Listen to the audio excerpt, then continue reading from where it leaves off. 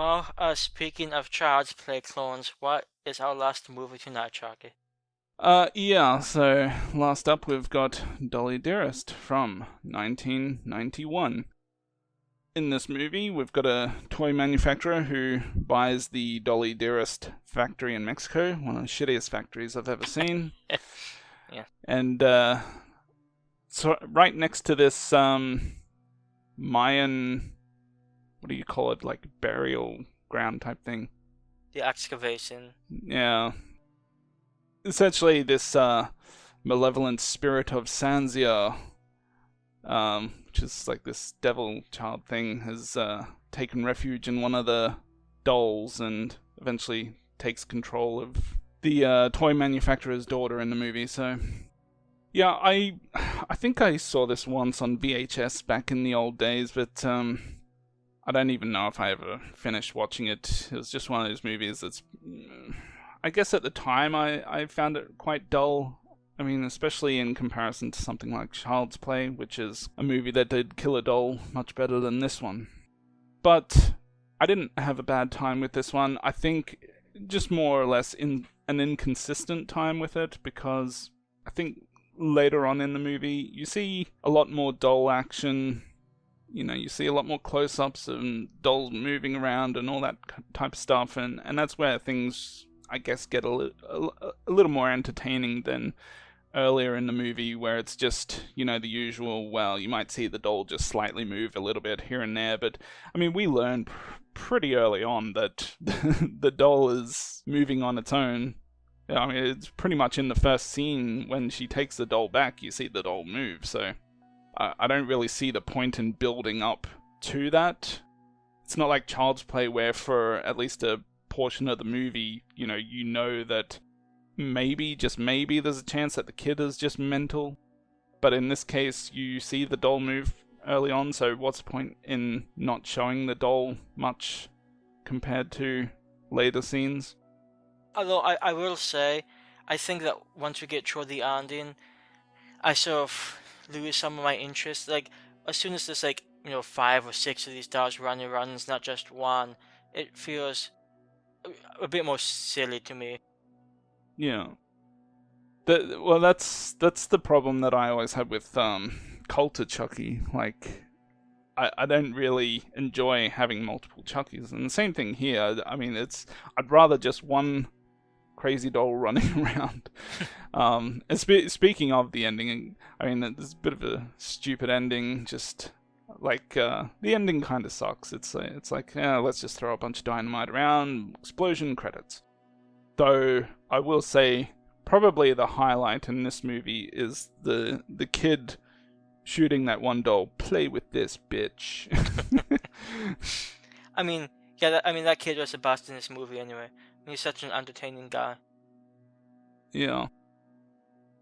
I guess another thing is that the voice for the doll or dolls is I mean, it doesn't feel like they got any particular voice actor to do that. It's just like just some random person trying to sound sinister. It's just, yeah, it just does nothing for me. The actual doll voice in this movie. It's not like, you get a Brad Dourif who is a really good voice actor. So yeah, that didn't help.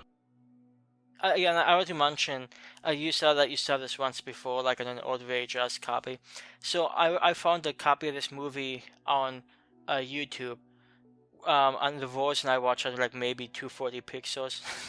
It was I mean it was especially on my 55-inch TV, it just looks so horrible. I mean, Yeah.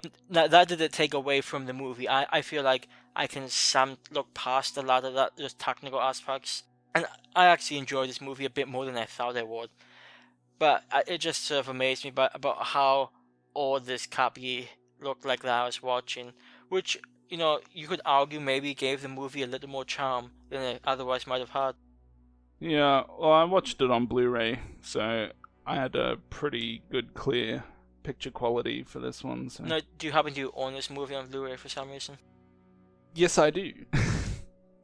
Well, look, I just buy a whole bunch of movies. Like, I blind buy a lot as well, so it's not like I bought it because I love it, but um, like I said, I always try and watch the better quality versions Yeah. of movies. Yeah. Like this is one of those movies that I just remember seeing the title to a lot when I was a kid. Like it might randomly be on either Sci-Fi or AMC or something, and I just skipped over this movie so many times when I was younger just because it sounded so shitty. That finally actually taking the time to watch it, it's not as bad as I expected. Expected to be. It's still not a great movie, but it's probably okay for one watch if you're into like late 80s, early 90s horror. And dull movies. Yes, which is a sort of a niche that pretty much only Child's Play does correctly. And Triloquist. Well, I was going to say and Dolls. Dolls was a pretty good movie. Maybe not Triloquist. I was just bringing up Triloquist to ruffle some feathers, rattle some cages. I am indeed one to have his cages rattled quite often at the mention of really shitty movies. Well, going back to Dolly Dearest, I guess one thing that I did enjoy, at least with the doll, is that I did find the actual doll, at least when it was moving, like when you see the closer up scenes of the face moving and things like that, I found those somewhat creepy, but yeah, that's really the only thing I really liked about that. Well, I sort of like the idea of a family uprooting from, I think it was California, just moving the whole family down to a foreign country where they don't speak the language. So, I mean, talk about a way to really screw your children up.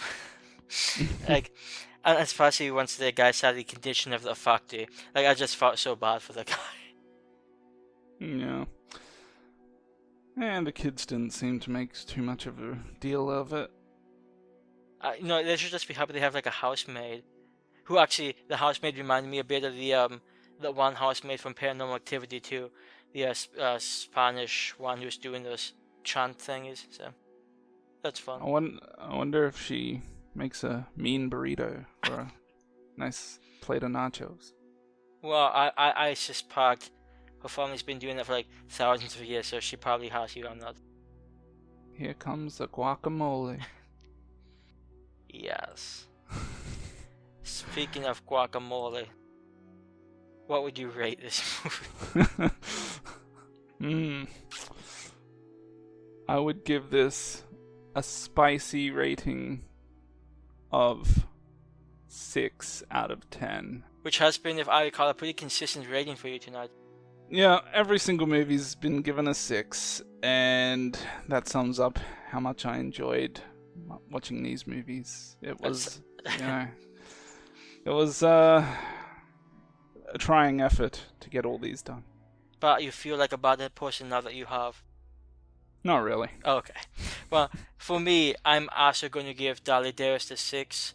I like some things about it, but other things seemed incredibly cheap, such as like the evil spirit escaping at the beginning. It just looked sort of horrible to me. And the ending seemed somewhat rushed. I mean, I'm happy that they, ended it, but it just still seems somewhat rushed and not necessarily as suspenseful as it probably could have been.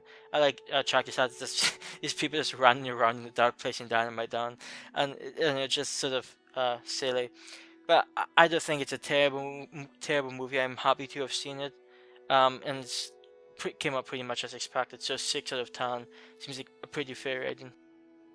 Yes. Yes. Yes. Yes. I'll leave that in. Yes.